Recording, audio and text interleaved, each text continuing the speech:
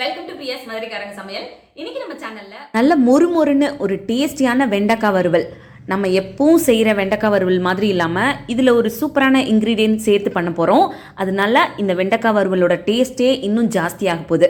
இந்த வெண்டைக்காய் வறுவலை பருப்பு சாதம், சாம்பார் சாதம், எல்லா வகையான வெரைட்டி ரைஸோடையும் வச்சு சாப்பிட்லாம். அவ்வளோ சூப்பராக இருக்குங்க டேஸ்ட்டு. கண்டிப்பாக உங்கள் வீட்டில் இருக்கவங்க திரும்ப திரும்ப செஞ்சு கொடுங்கன்னு கேட்பாங்க. அந்தளவுக்கு சூப்பராக இருக்கும். ஸோ வாங்க இந்த சுவையான ரெசிபி எப்படி பண்ணுறதுன்னு வீடியோக்குள்ளே போய் பார்த்து தெரிஞ்சுக்கலாம். இந்த வெண்டைக்காய் ஃப்ரை பண்ணுறதுக்கு ஒரு 2 ஸ்பூன் அளவுக்கு எண்ணெய் கடாயில் சேர்த்துக்கிறேன். எண்ணெய் நல்லா சூடானதும் ஒரு கைப்பிடி அளவுக்கு நிலக்கடலை சேர்த்து நல்லா ஃப்ரை பண்ணி எடுத்துக்கலாம். உங்ககிட்ட வறுத்த நிலக்கடலையாக இருந்தாலுமே ஒரு தடவை இந்த மாதிரி எண்ணெயில் போட்டு வறுத்துட்டு எடுத்துக்கோங்க. கொஞ்சம் இதோட கலர் சேஞ்ச் ஆகணும், அந்தளவுக்கு வறுத்து எடுத்துக்கலாம். பாருங்கள், நிலக்கடலை நல்லா ஃப்ரை ஆகிடுச்சு. இப்போது தனியாக ஒரு பிளேட்டில் மாற்றி எடுத்து வச்சிடலாம். இப்போ அதே எண்ணெயிலேயே 1/2 ஸ்பூன் கடுகு உளுந்து, அது பொரிய ஆரம்பித்ததும் கொஞ்சமாக கருவேப்பிலை, இது கூடவே 4 பூண்டு பல் தட்டி எடுத்து வச்சுருக்கேன், அதையும் சேர்த்துக்கலாம். ஒரு 10 சின்ன வெங்காயம் பொடியாக நறுக்கினது சேர்த்துட்டு இதை நல்லா வதக்கி விட்டுக்கலாம். இந்த வெங்காயத்தோட பச்சை வாசனை போகிற அளவுக்கு வதக்கி விட்டுக்கிட்டால் போதும். இப்போது கட் பண்ணி எடுத்து வச்சுருக்க 200 கிராம் வெண்டைக்காயை இதில் சேர்த்துடலாம்.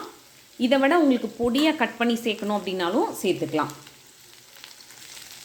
இது கூடவே தேவையான அளவு உப்பு சேர்த்துக்கலாம்.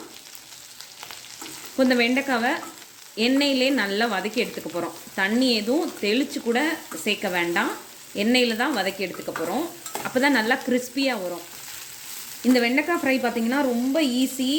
இது கூட அந்த நிலக்கடலையும் சேர்க்க போகிறோம் அப்படின்றதுனால நல்லா கிறிஸ்பியாக இருக்கும் சாப்பிடும்போது.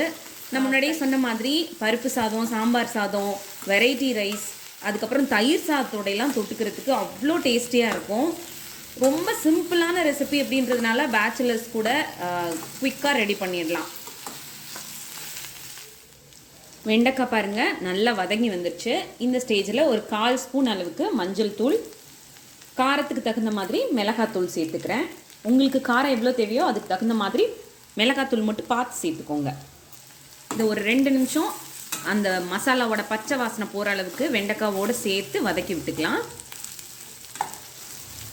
மசாலா சேர்த்து நல்லா ஃப்ரை பண்ணதுக்கப்புறம் நம்ம வறுத்து எடுத்து வச்சுருக்க நிலக்கடலை இருக்கு இல்லையா, அதை அப்படியே முழுசாக இந்த மாதிரி சேர்த்துடலாம். சேர்த்துட்டு ஒரு தடவை நல்லா வெண்டைக்காவோடு சேர்த்து ஒரு கிளறிட்டு ஸ்டவ்வை ஆஃப் பண்ணதுக்கப்புறமா ஒரு 1/4 ஸ்பூன் அளவுக்கு மட்டும் மிளகுத்தூள் சேர்த்துக்கிறேன். அவ்வளோதான், நம்மளோட டேஸ்டியான வெண்டைக்காய் வறுவல் ரெடி ஆகிடுச்சு.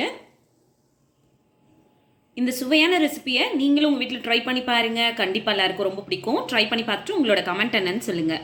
இந்த வீடியோ உங்களுக்கு பிடிச்சிருந்ததுன்னா வீடியோவை லைக் பண்ணிவிட்டு நம்ம சேனலை மறக்காமல் சப்ஸ்கிரைப் பண்ணிக்கோங்க. தேங்க்யூ.